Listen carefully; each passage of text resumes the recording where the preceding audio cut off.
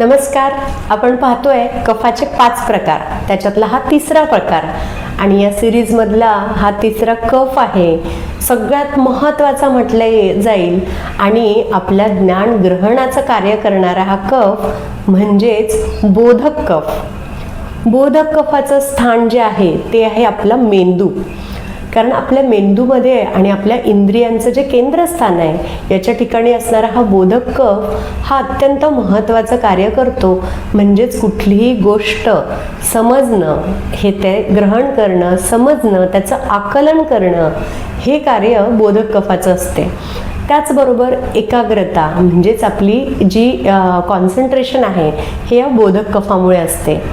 तसंच आपल्या इंद्रियांचं कार्यही व्यवस्थित ठेवतं. त्याच्यामुळे आपल्याला पूर्ण ते 5ही ज्ञानेंद्रियांचं जे कार्य आहे ते कार्य व्यवस्थित ठेवण्याचं कार्यही बोधक कफ करतं.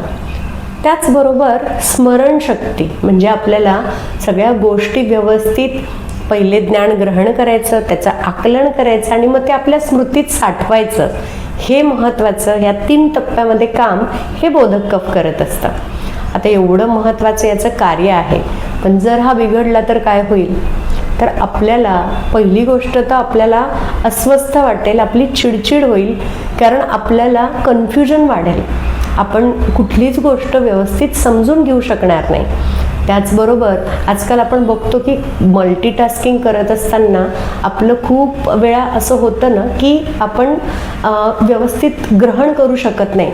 हे का होतं? कारण बोधक कफ कुठेतरी बिघडला असतो.